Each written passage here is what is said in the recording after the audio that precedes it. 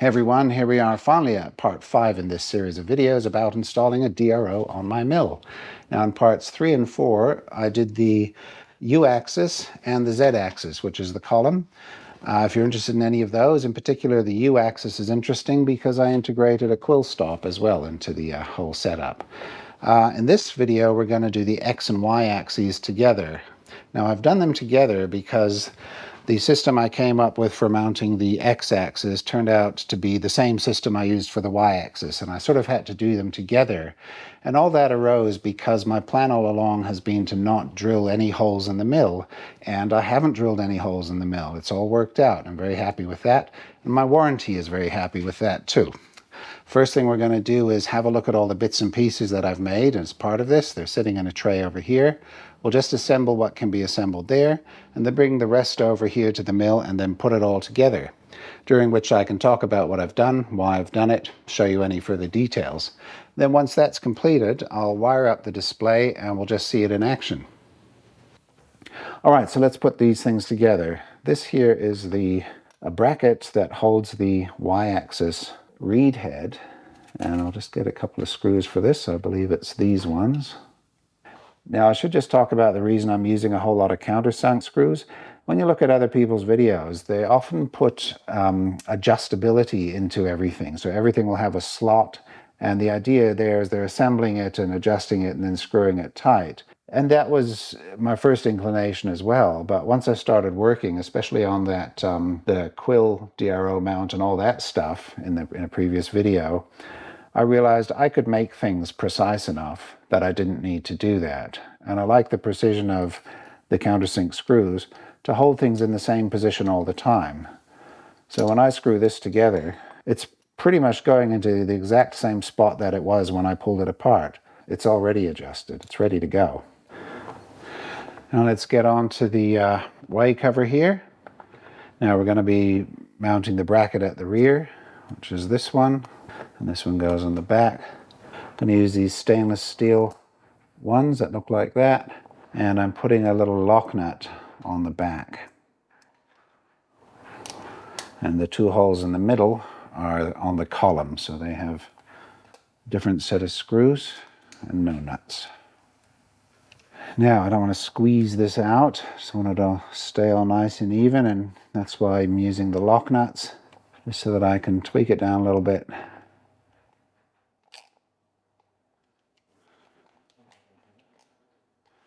Okay, there we go. That's how that's going to look. Good stuff. So this is the X-axis reed head holder. Made this little acetal bump stop, which is just a press fit into this hole. There's a hole at the back in case I ever want to press it out again and replace it. Now we'll do this on the vise. In fact, so we'll do this over at the mill. So we're going to put that in there somehow, and I think we'll do it with the vise.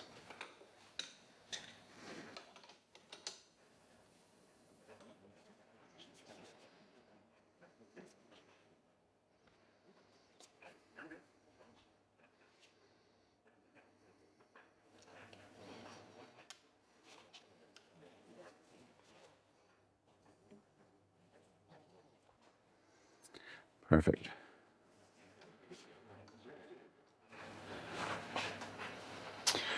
All right, let's start installing all these bits and pieces here on the mill. This had potential for mounting the X scale on it. And so in the end, yes, I went with that. I decided to mount the scale on this, using the T slots there, and use this here for the reed head.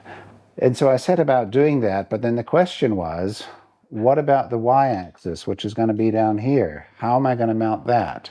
I needed to put a scale in there, and I needed to mount the reed head somehow. And there were no holes anywhere. All there was a slot for magnetic tape going all the way along there. Now if you look down here, you may notice that there's a part here, this piece of aluminium here.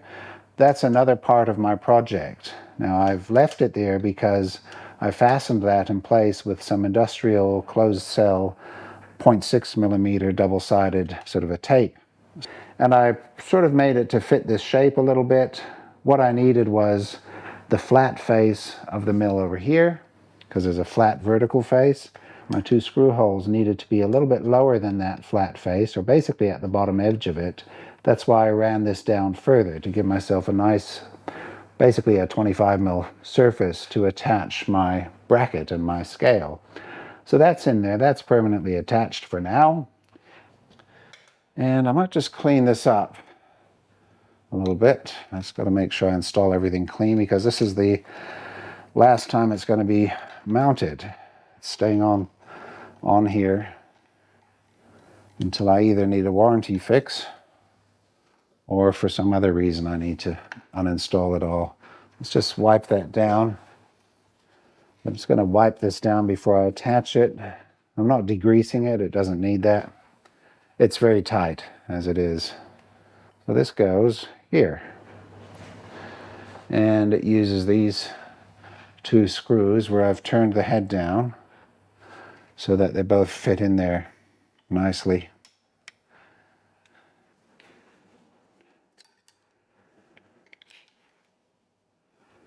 Now the way these are all done is that I miss the bottom here by 1 millimeter and a bit, and I miss the bottom of my scale bracket that I mount up here by a similar amount. Let's mount the x-axis magnetic scale. So we'll take out this thing here. You can slide these along to wherever you need, so that was very handy. This is my bracket. So I'm just using 2 screws into 2 existing screw holes to mount all of this right there. And I get 2 custom screws. These have been turned down to let me fit these M5 screws in there. Okay, there we go. We screw that on. And at this point, we are clear by about 1.5 mils underneath there. So this is now this piece here. And one thing about these magnetic heads, they need to go closer than they tell you. I saw other people say this in forums, and I found it to be the case as well. And then we mount it here to those 2 holes. Oh, what about the rubber wipers? I decided I was going to use them on the front, on the X and the Y, so let's do that. All right, here we go. None of this has been put together since it's been painted. We can tighten that down. There. Okay, that's how that sits. So let's see how this thing works. Prior to this, if I took it out too far and didn't stop, it was often really difficult to get it to undo again because it would sort of seize up. And the idea here is hopefully that the acetal, it'll be slippery, and so there's the bump, and I can undo it again. Couldn't be better. Now as for these here, I had 2 options. Well, I could put these in, but I won't. They do still fit, but they're going to be too close to this. And they're terrible anyway, because they keep hitting, they hit that and then they bend backwards. And I have already broken one. And so I bought 2 options for that. One was to get something the same, but much longer, and they could sit out here. I mean, the idea is you normally have them in a position where you can tighten them like that, then loosen them like that. But what happens is what you just saw. You loosen them, and they go like that, and then they break. Sure enough, I broke one. This screw bent, and that screw bent.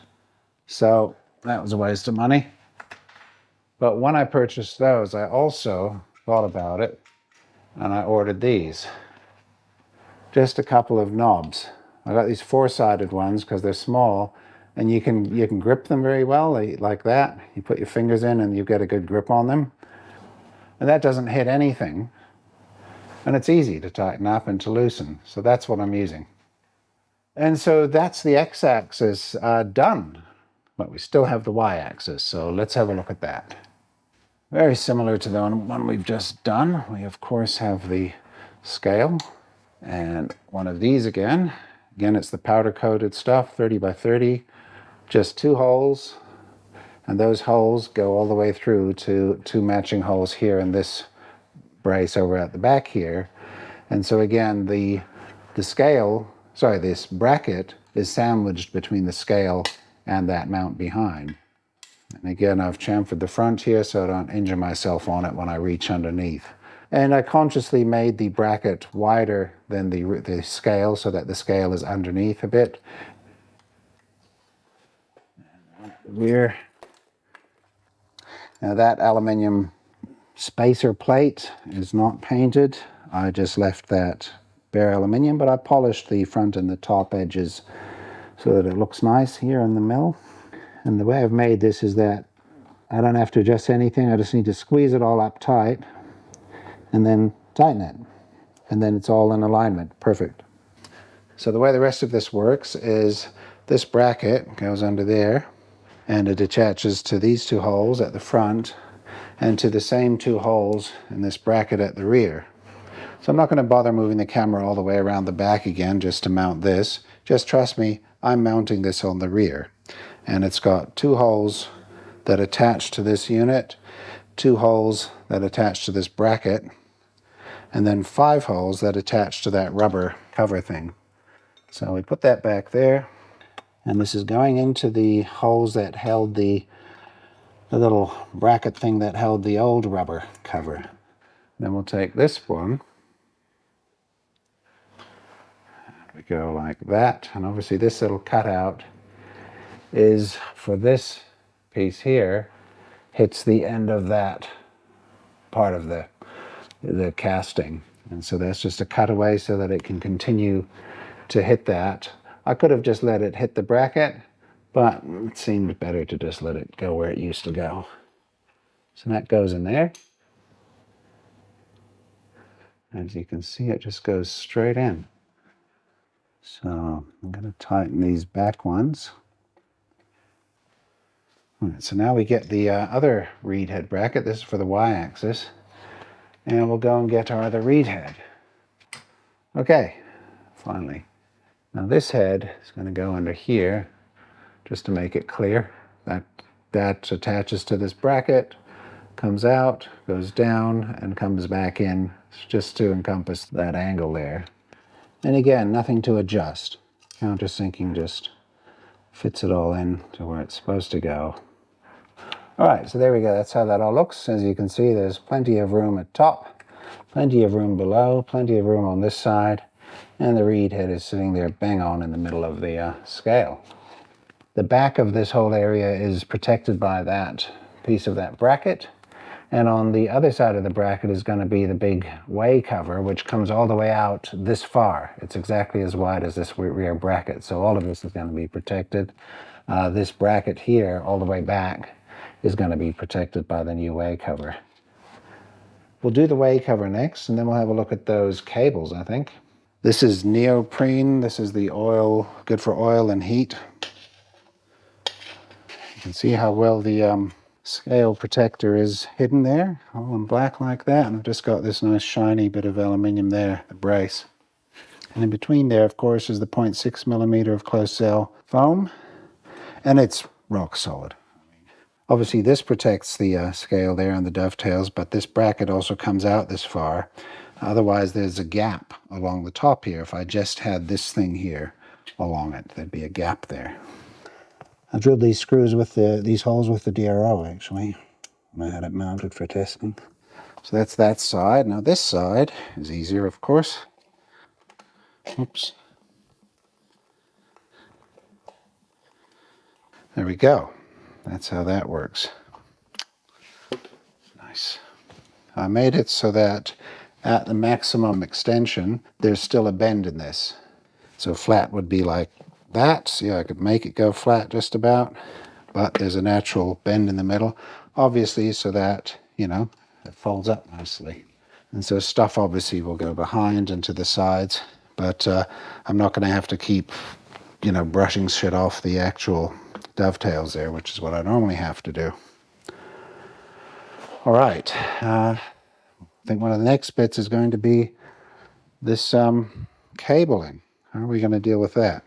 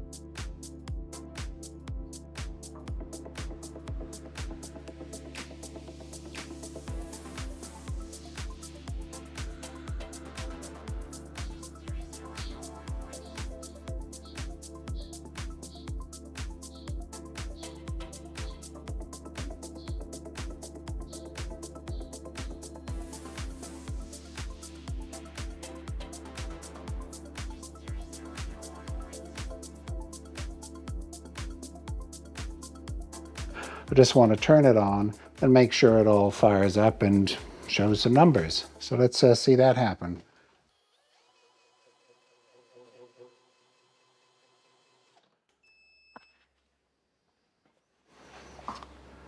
There we go. 4 axes, and that there is the RPM, which is not connected, of course. Down is a positive number, down is positive, and over here, same thing. Let's see what happens. The Z and the U, all doing their things. Not really anything else to show there right now until I've sorted it all out, exactly those things that I just mentioned. I do know I have already used this thing where I can go to one side of a workpiece, set a 0, go to the other side, and then go C21, X, 1/2, 10.8. That's half of the other side. So now I could go back to 0, and I would be in the middle of those 2 points. So there we go. That's all we need to see. It works. If you like anything you saw in this video, please give it a like now. If you wait till the end, it'll skip to the next video. I'll miss out, and the likes are really all I get. So please do that now. Thank you very much for that. Now there will be another part to this series because there's a few things I need to finish off. There's cables, there's the head. I want the display head mounting to be something that I can adjust and is lower than it is now. It's way too high. So there's that. There's also the RPM counter I need to install. I'm not sure how I'm going to get away without drilling a hole. That's the problem there, but we'll see what I can do. So there we go. We've reached the end of the main content in this video. Please like, subscribe, share, give me a comment, let me know how I'm doing, and we'll see you in the next one. Stick around and watch the clips if you want to see them. Bye-bye. So I've done a lot of thinking about this overnight and did some experiments this morning. Yeah, and I pretty much know what I'm going to do. I'm just going to draw it on the board over here. There's 2 things I'm doing, the x-axis and the y-axis.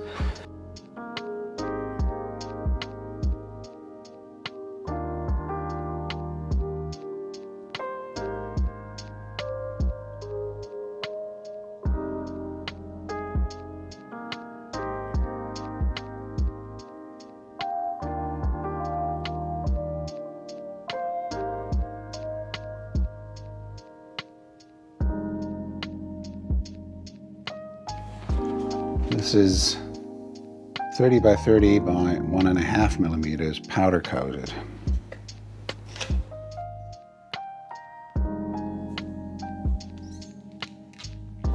This is going to go here, and it's going to be butted up against the bottom edge of this. So wherever the top happens to land is it, which is just at the bottom edge of that.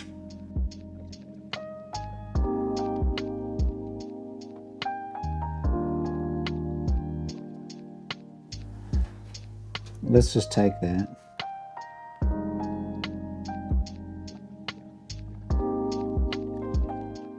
I was going to turn these down to fit, or I was going to make the slots bigger, but they'd get so big that they would encroach on that grub screw there, unless I just made them a bit bigger and then made these a bit smaller.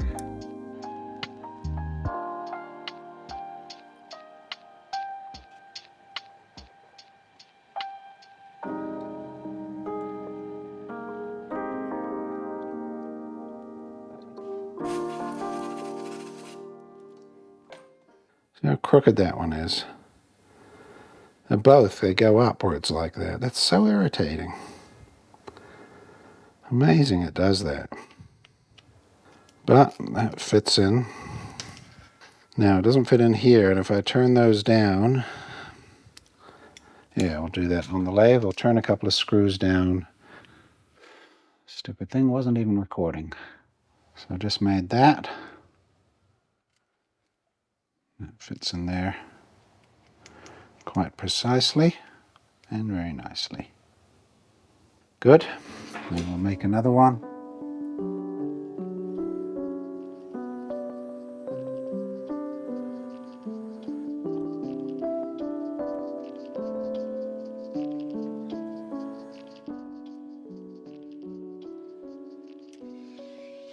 Okay, now like I described, In a previous video, I milled all the ends of these to be square. Yep, pretty much spot on. I'm going to go across, find that spot again.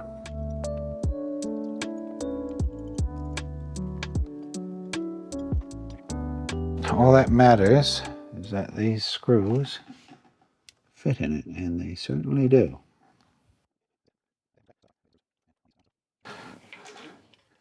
It's going to be there.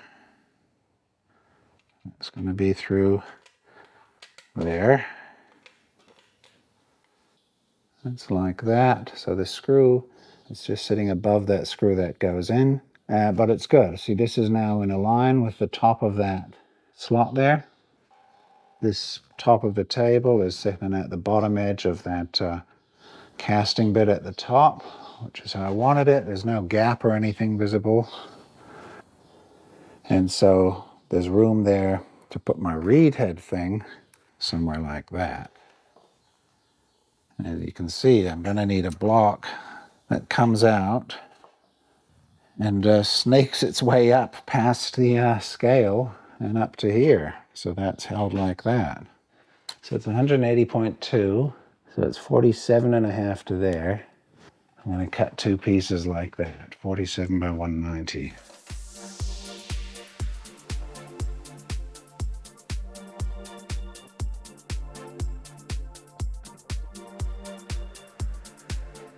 It's tempting to go down there and then stop somewhere like that.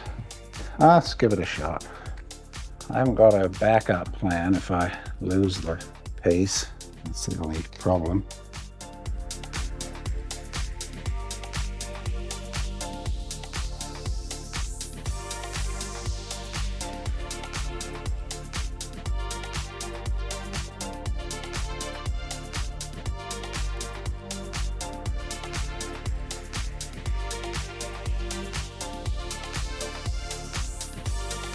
I have to say that looks like an excellent cut. It really does. Let's take it out. That's just amazing. If you think this is the original table, you should watch the video on 4x6 best table mod or something like that, because it's very good.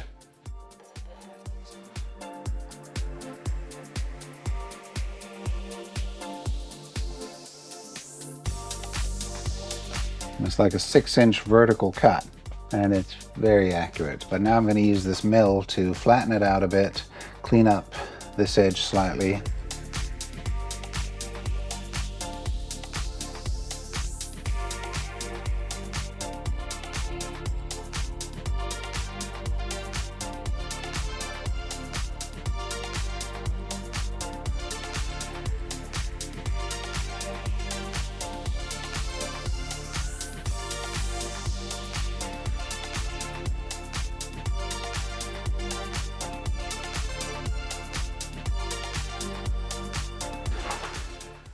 All right, we're just going to go back and forth here until we touch, and then I'll take it to that little line.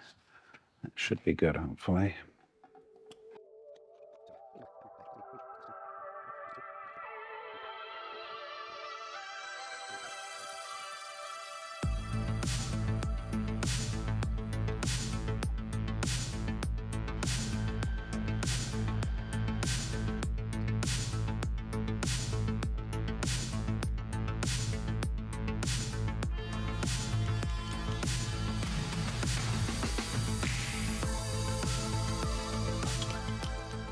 All the way up, all the way to that bevel there, and down 1 millimeter, and that's it. Now that is actually centered, it's just the camera's on an angle.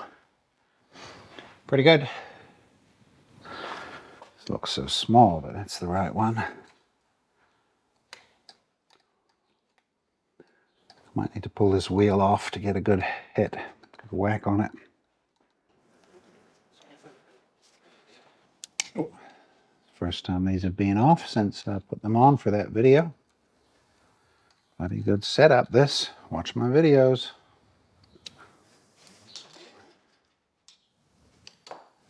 Little I might just have to use a block to stop me smashing up my scale like that.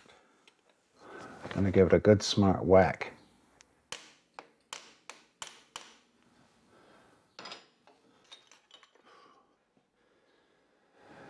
Those are my holes.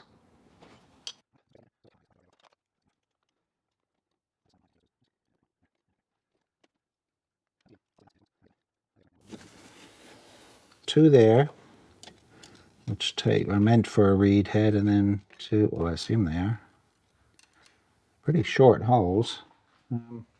Maybe they aren't.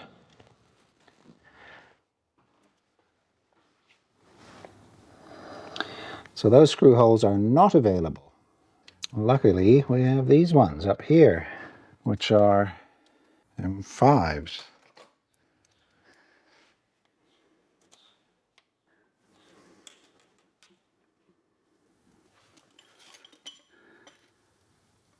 Not that much.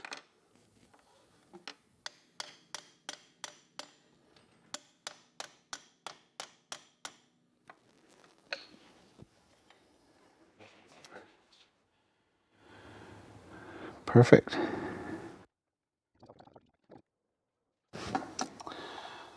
Obviously, all I do is tap, tap, tap till I make a dot in the middle.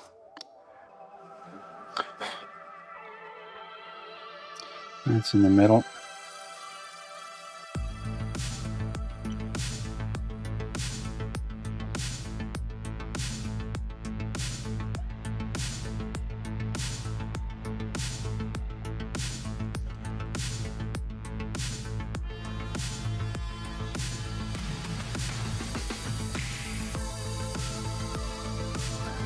F1108.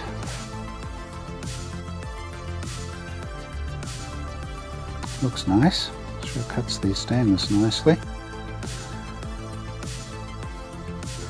1034. 1000.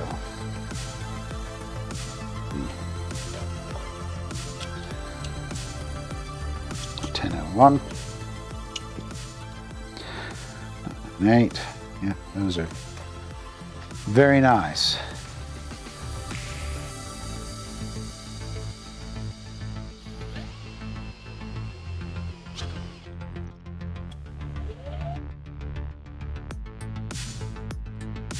Looks like it's going in quite far, so let's just check that. Yeah, it's not though. Okay, fine. Okay, that's just gone into the edge. Right, locked into gear. Go. One day I'll probably drill into a parallel, but not yet.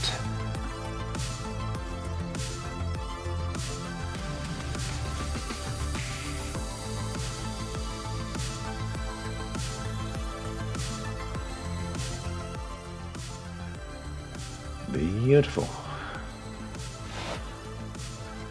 I need to put the holes in for the knobs and lever thingies. Okay, so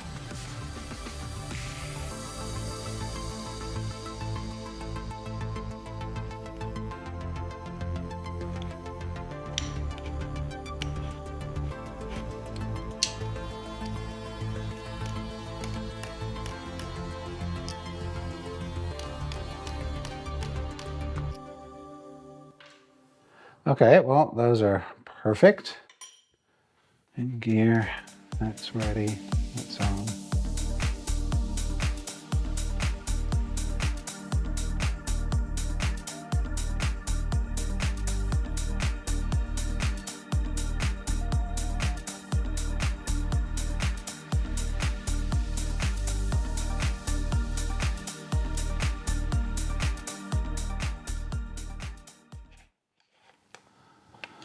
Yeah, so these handles, these are my extended ones. They're a lot longer than the originals, but they still would get caught here.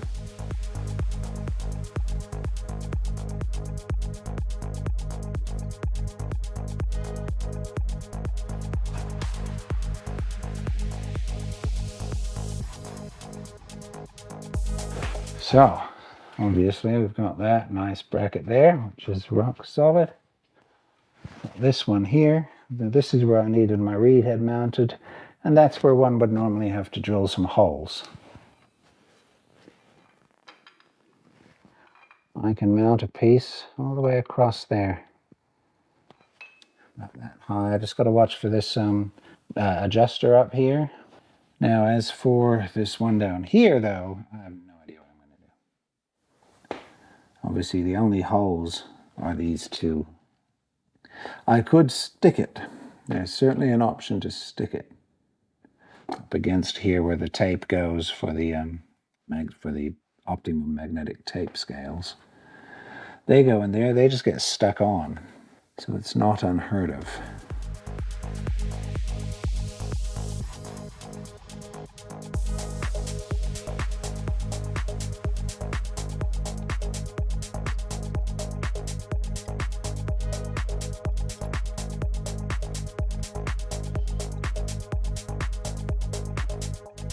Got that, a meter of 25 by 25.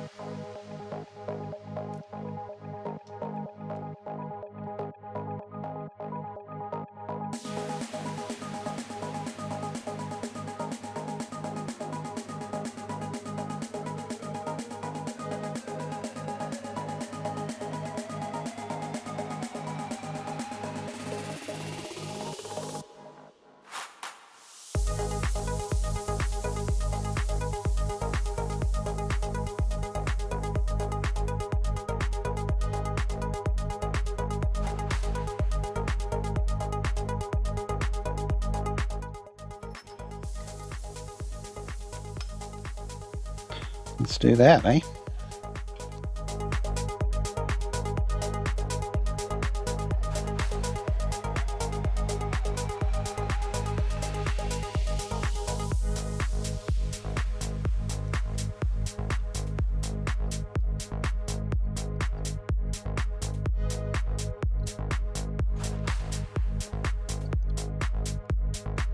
Now, I never know which way to turn. Can't wait till I have a DRO. So, that way.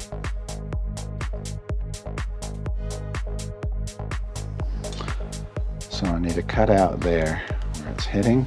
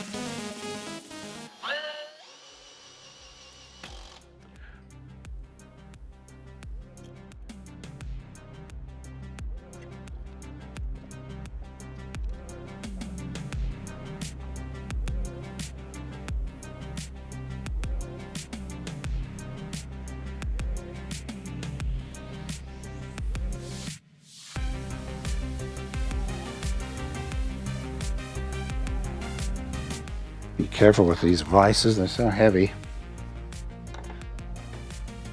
Okay, well, that worked.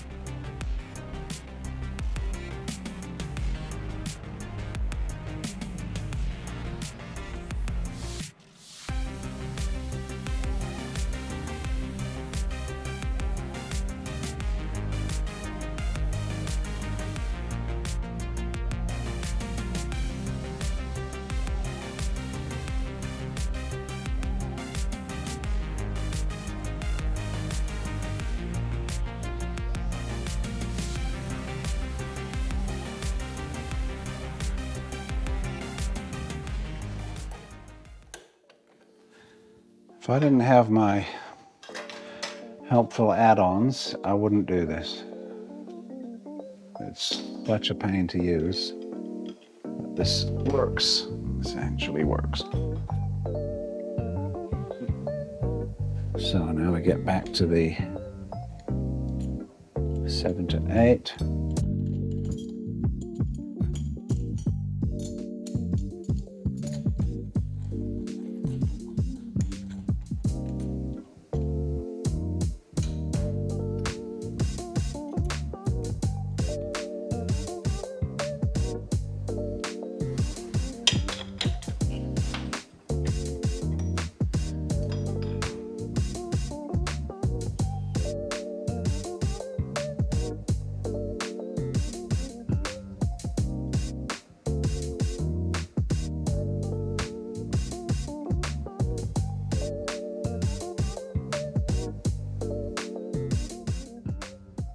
There we go. That's our next piece. Yeah, about 1 millimeter down. Good. When this comes in like this, it hits it, right? So that's what we're gonna get rid of. There's no angle, we're just going straight across.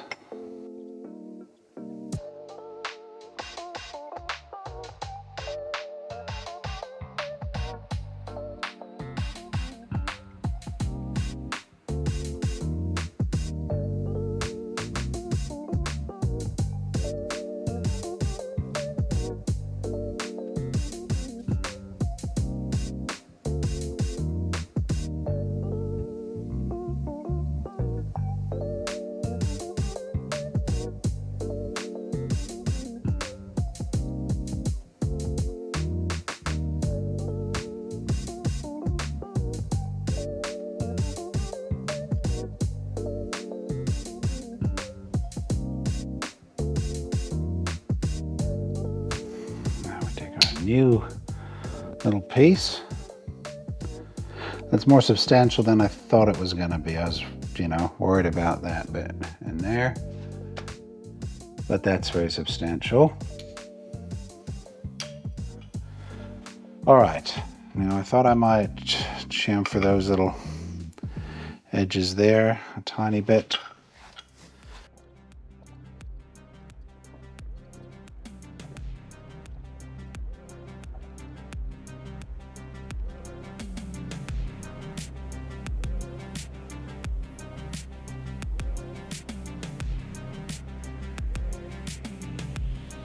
I'm gonna focus, yeah.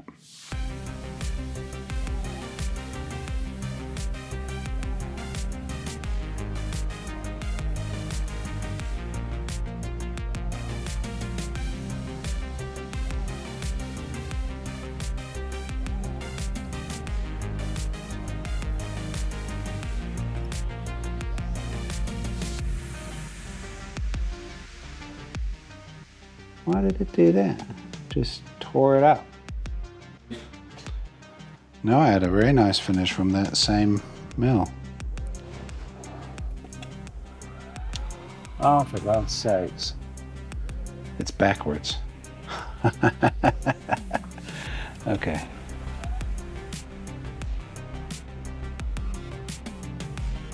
Well, how about that? You can mill backwards. The next bit is plate going across here.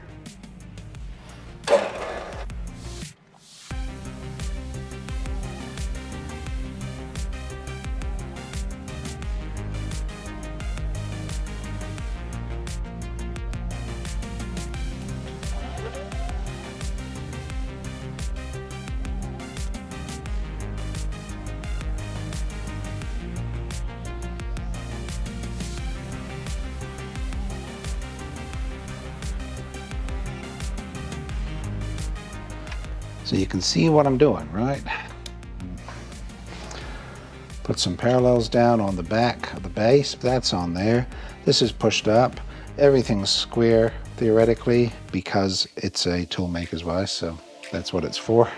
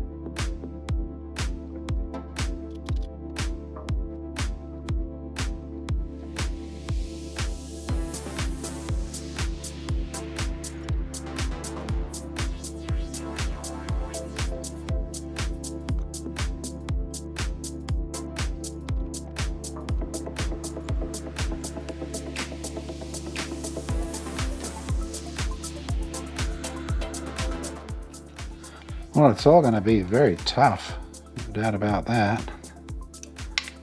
Everything's very strong. Okay, there we go. That's nice, strong.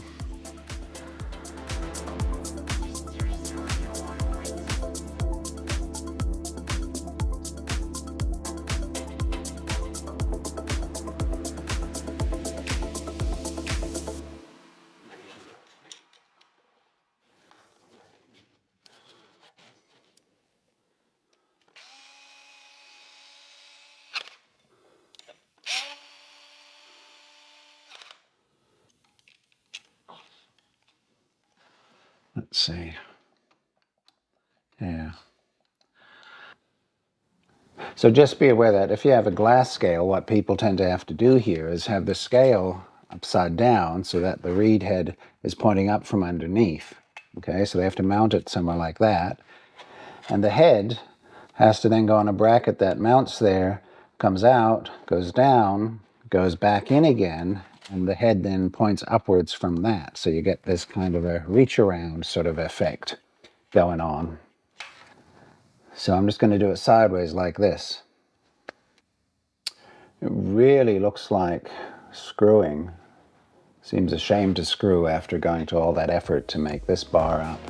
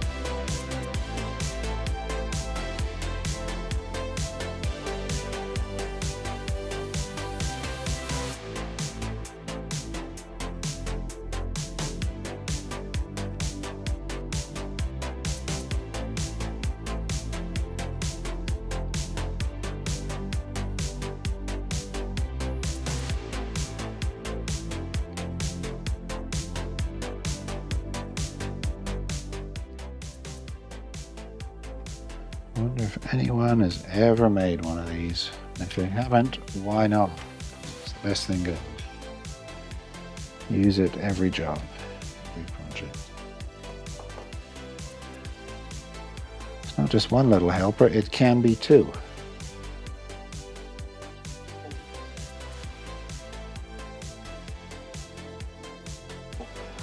It's worth doing. A little ball is actually worth it.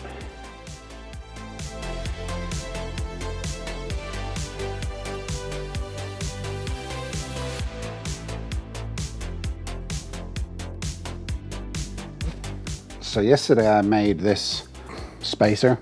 I attached the scale to the spacer, but with this powder-coated angle in between. This is nicely attached to that spacer. It's very solid, and it can come apart easily, just the two screws. And that spacer fits very nicely right there. And so that's perfect. That's where it needs to be, exactly like that. Now, the options for mounting it there are threefold. I can use my tape. This is 1mm high strength closed cell foam tape, and then carefully stick it there. That's going to be strong. So the next option is to screw it, obviously. All I'd need to do is take this apart, get this aluminium bar out, hold it there, and then put two holes in it. And they can be anywhere along its length, doesn't matter where. So that's a nice, strong, solid, and simple solution, but I'm drilling. The last option that I came up with is to use these two bolts. Now, I was thinking all along about how I could use those two bolts to mount this, and I never came up with any kind of satisfactory solution because it would be something like this. I'd have to make a plate that goes under the bolt, and then the plate would have to come up here and somehow attach to this aluminium angle. I wouldn't be happy with how it would work. I can see it would be klutzy and take a lot of fiddling, but I've got a slightly better solution for the same idea. That would be to take this piece of flat that I've got. I could flatten that out, clean it up, a couple of holes in it, bolt it down, and that would sit there. Perfect, okay? And then this bit would, of course, be where I want it to be, up here. And now look what I've got. I've got two flat faces. Obviously, that would be down there. Let's say it was there, you know, a flat piece like that. Now, I can make a plate and put it there and just screw into that and screw into that. Downside with that is, well, it's not fastened to this, it's not being pulled into that, so I'd have to make it sufficiently precise and good and accurate that it all ended up in the right place. Because I wouldn't want there to be a gap up here or anything like that. And so there's that. That's a screwless option for mounting this. So I don't mind that either. It's a little bit like what I've done up here. It's the same idea. And so today, I'm at the point where I'm thinking, taping this on here doesn't negate exchanging it for either of the other two options later. Screwing I could do after the warranty's gone. Mounting it over here I could do at any time if the sticky just doesn't work at all. And so I'm leaning towards just sticking it now and just leaving it like that. So I think we'll stick it. The parts that are on the mill right now, they're all going to be painted, I think. Is there anything else I want to polish?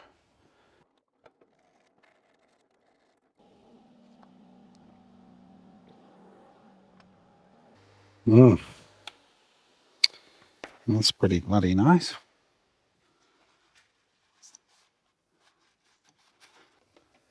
And that one's high bond, but I've also got ultra high bond, which is the 1.1 millimeter, and then I've got high bond, which is 0.6 millimeters. I'm going to do that. After all, this can come on and go off. It doesn't really matter. Nice. I like that.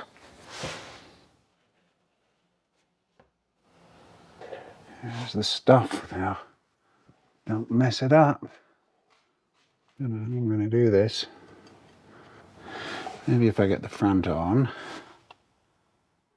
because that's the one that really matters here.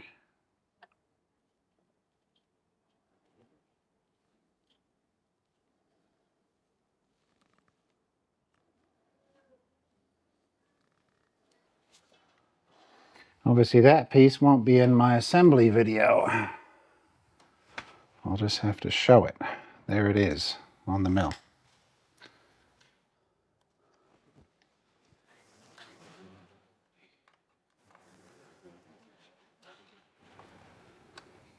There we go, that axis is mounted. So now we just got to get the reed head on there and we're good.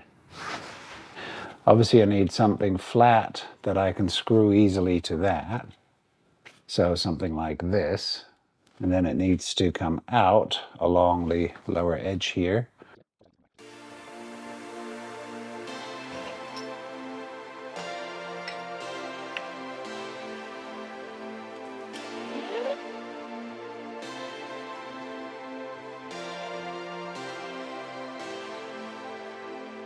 Cleaned up that edge pretty well, and that gives us 60.33, just over a tenth.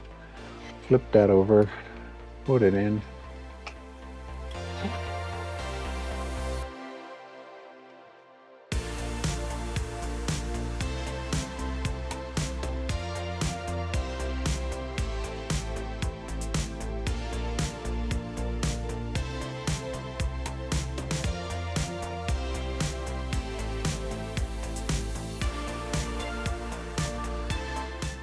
Okay, so that, if I go up and miss the top edge here, then I can just manage to cut this little bit out. Is this silly or what? Let's see what it does. Right, now this thing here is going to be mounted flush with the bottom, and we're just going to put like 2 screws in it.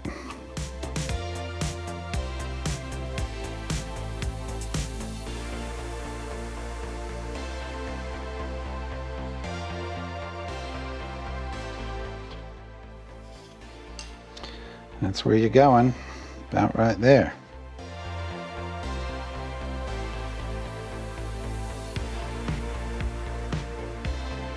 Now this is not going to work, is it? No, it's not, bugger. Nope. Yes-ish. Ooh.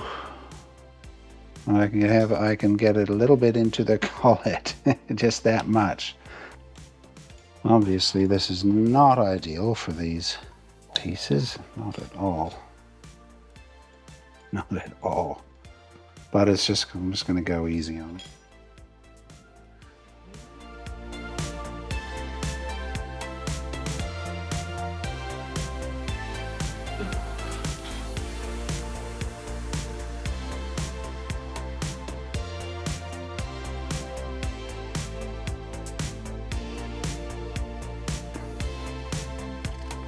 Imagine doing that by hand 10 times in a row. Man. So let's do this again. Let's try and squeeze this in there. There. Use this.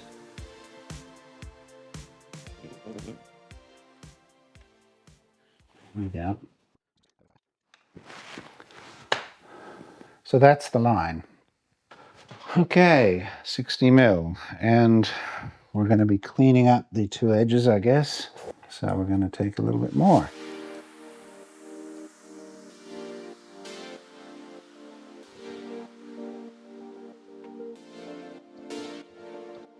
And we'll try and get it through like that.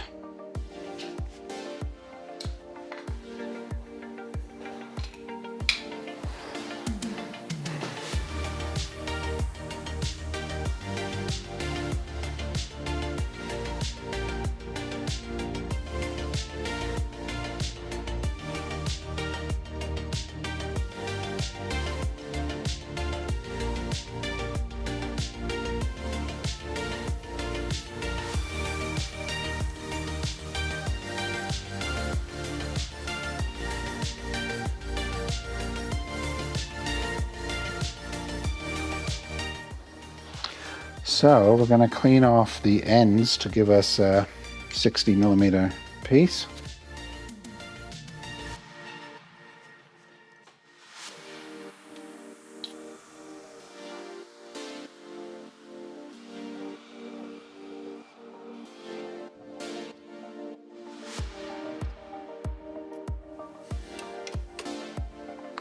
$59.98. Yep, that'll do just fine.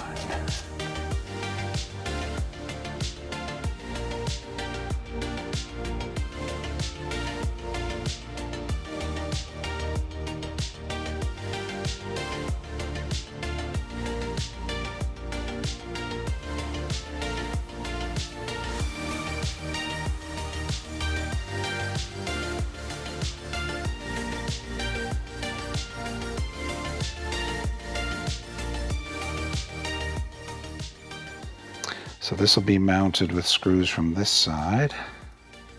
God knows how I'm going to clamp all that in there. Do not know how I'm going to clamp that. Can I do something tricky here? Obviously I could just do that, but then I'd only do one side. What if I do something like that and I drill there and there? Why not? Why not indeed? Could I get down there with the drill? That's the question. Not really. I need a long drill. What if I used a couple of these, clamp it all, and then just mounted it somewhere funny? Yeah, I could mount it off the back of the toolmaker's vise. Let's see, what if you go, how can I make that parallel? Well, let's say I did that. Okay.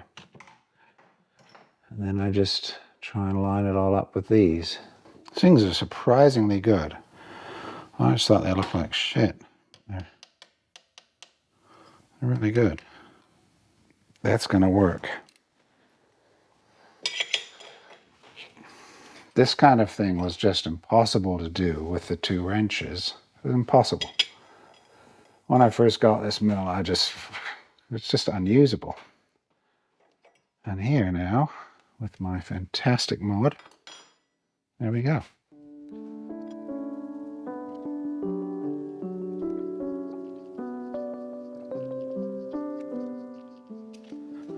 That worked fine. Good old clamp thing. So I want to put that in there somehow. We'll just stick it on some parallels. Just do it like that.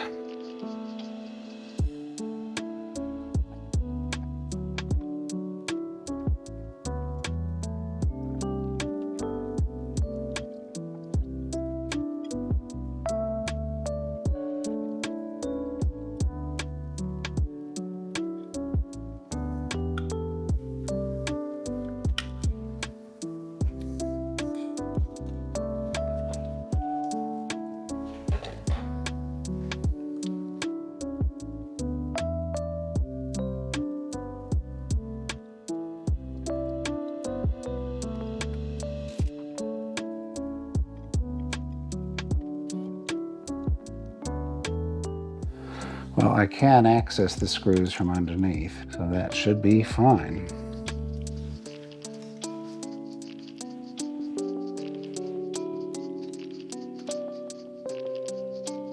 And those there. Everything fits beautifully. Factory made.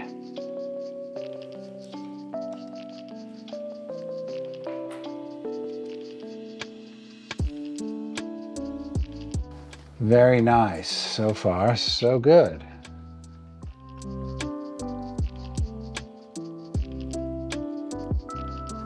So that's great. And also, I'm going to replace this rubber here at the back.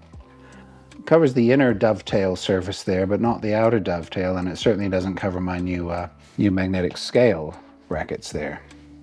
But I don't want it just flopping there, as often you see people make these things and they just end up like a wet towel, just sort of being scrunched up and hanging around. So I'm going to use this piece of aluminium to make the brace for the back here.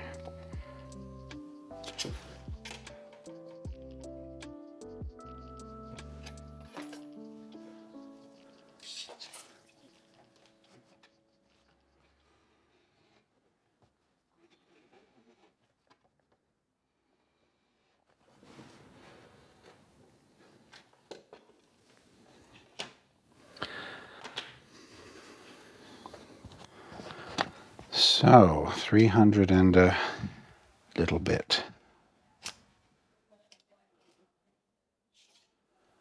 Cut that and then replicate that.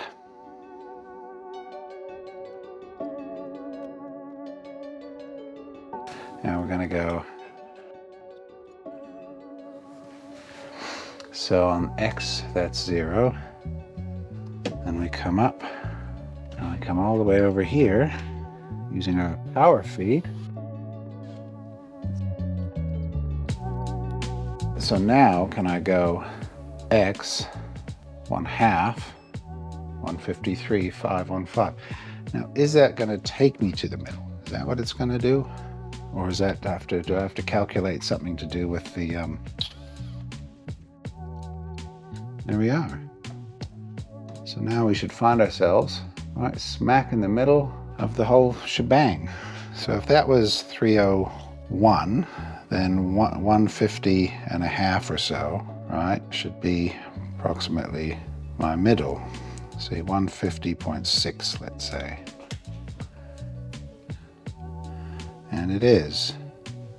And so then I can step out 25 millimeters for the 2 holes that are in the rubber, and then carry on and just divvy up the rest equally either side. Fantastic. Oh my God.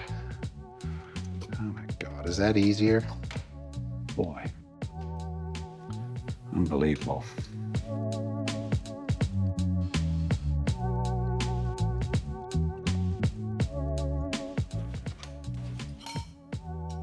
Thank you very much. Perfect. Just perfect.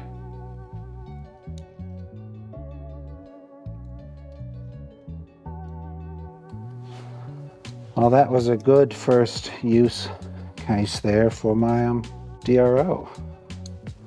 See, I would never have done that using the scales and the center finder and all that. Would never have done it. I would have just done it by marking the actual aluminium itself, which has got me a long way so far. It works. But there, I didn't need to scratch anything into the aluminium. No bluing, no nothing.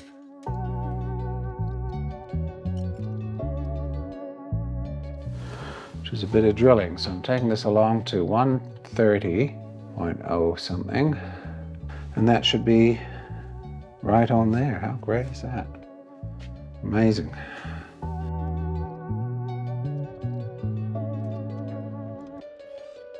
Well, that couldn't have gone better. How great is that? It just worked. Right. They were going to be chamfered as well, all of these holes. Well, I'll try and do that now as well. Let's see if we can get that done.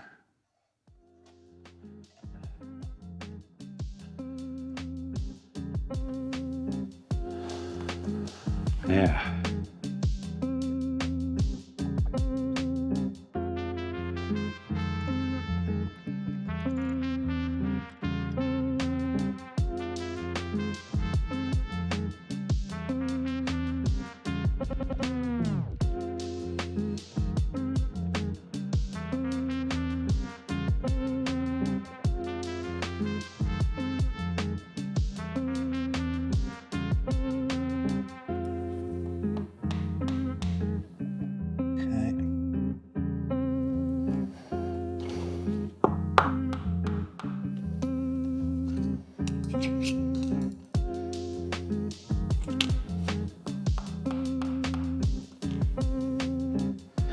That worked.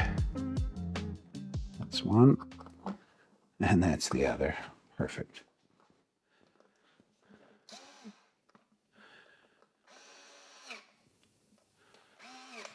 Ugh, how great is that? So when it's lying square and all that, it's lined up. Because if it was crooked, you get something like that. It'll be off. And I want it to be nice and square. There, it's squared up right now, and it's basically how I'd want it to be. I can as yet decide there how much of a ding I want in the middle. I think I will take 5mm off. That's amazing. That's real good. And doesn't end up on the bracket that protects the DRO reader. So if that's on there, would it be nice if this bit here had just gone out? So what I'm going to do is remake this part, but with the extended bits here. I need to mill it down so I take that length off to that height there. And then I just need to cut out this part here to there, I think, right to there.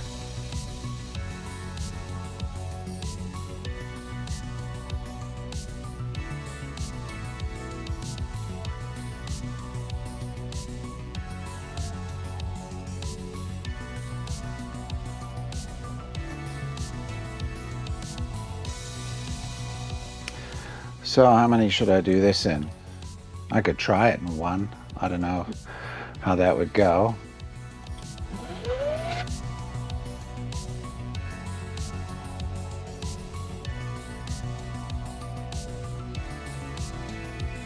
I'm not going to cut this out. It's just going to stay that length. We're just going to have a cut out here.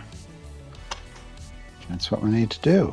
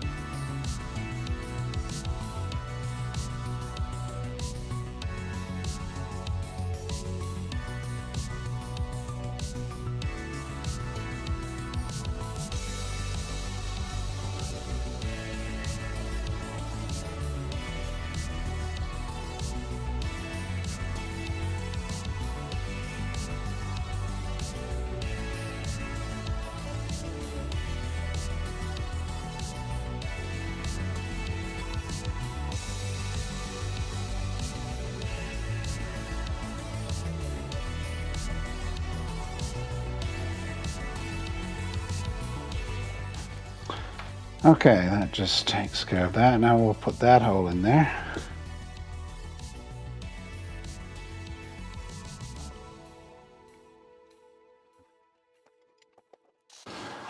Now these are the back sides. So I'm actually going to do it that side.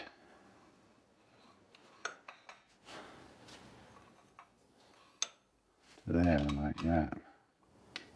I'm glad I'm doing this because it's going to be a lot tidier than if I try and bodged up the other part.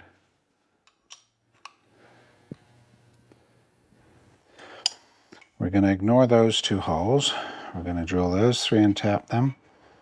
And drill those 4 and countersink them.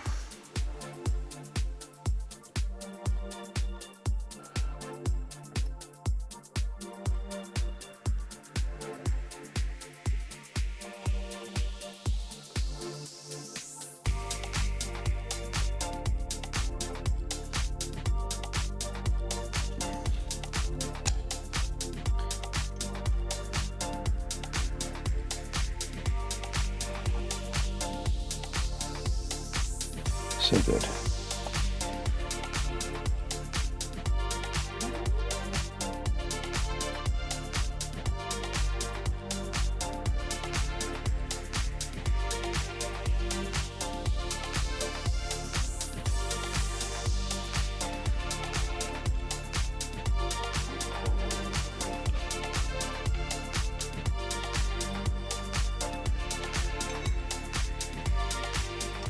Ta-da!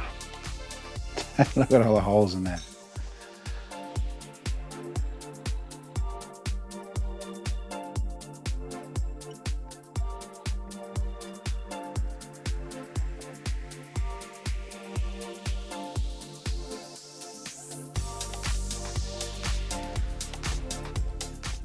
Straight in.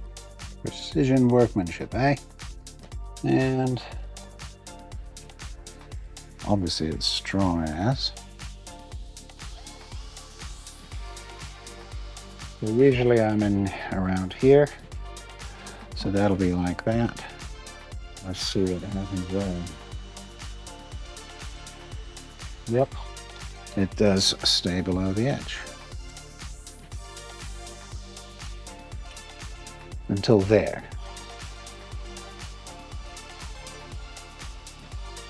It almost stays below the whole way, just comes up there, but it's just sitting there, so that's all right.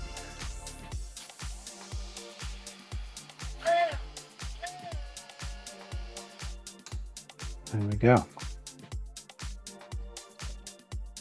So what I'm going to do next is take this reed head off the front here, because we're going to put a little bump stop in it.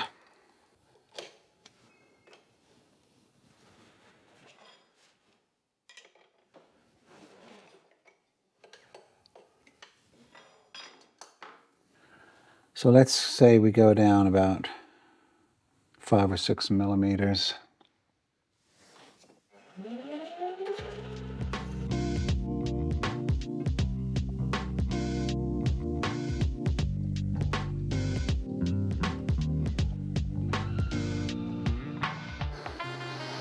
Okay, so that's our little bump stop hole. Now we'll stick something in the lathe and we'll try and turn it down till it fits. Haven't used the lathe for a surprising amount of time in this DRO project. Most things have just been milling machine work.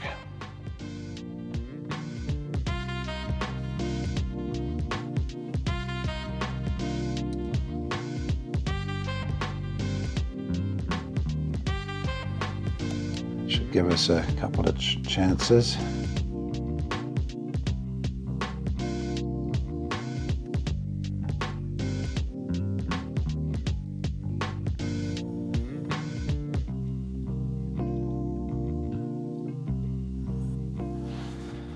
That is now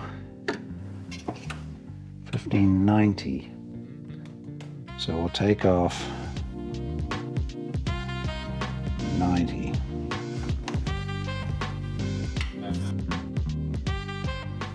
$15.03. Okay, so that gets us to 15.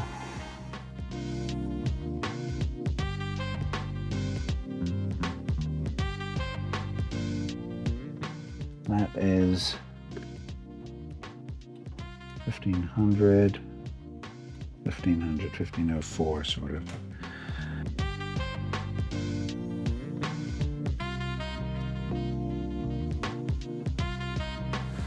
That could be forced in, so let's do that.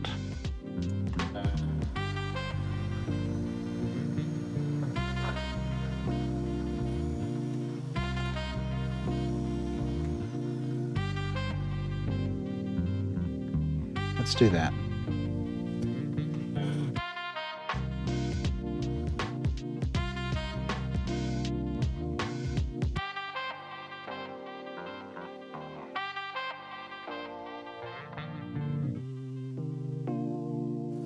I guess if you're going to ever replace it, you'll need a hole in the back to pop it out, really.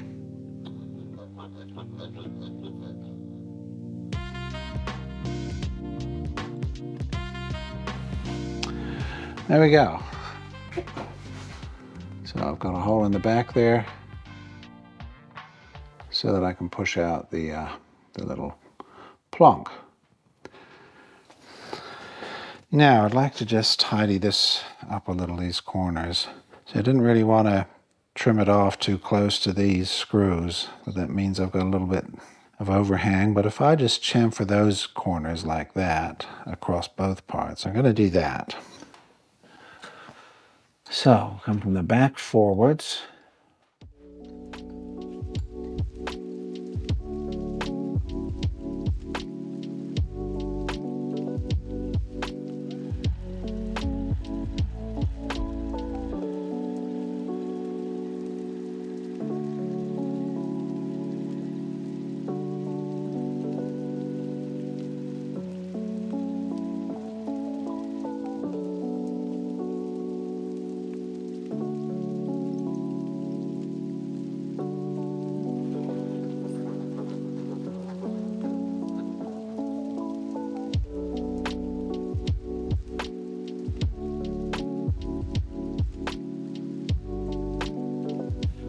So, we've got a half, mostly finished can here, and we've got a fresh can outside.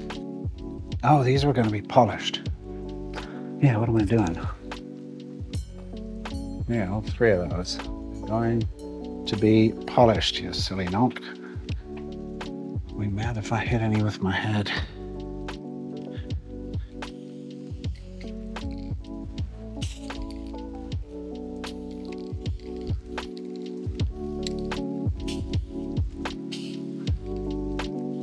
That's the underneath. This is the visible bit. This is this edge here.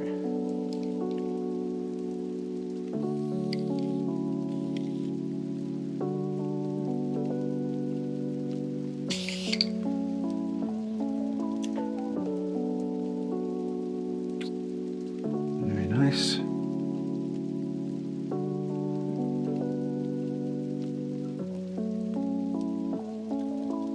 It's very thin, this. It's like a razor blade. Now, I think one could, once everything is set up, one could very easily smear some sealant down in the gap there and just clean it. Just make sure it's absolutely clean, and so that the sealant only remains down there in the little gap, and at the ends, of course, as well, and have it completely sealed. I mean, you never need to open them. Stay that way forever.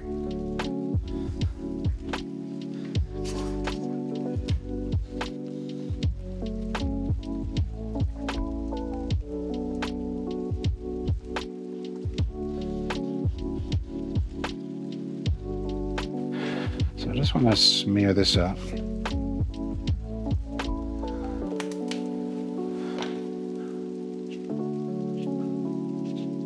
This is thick, this one.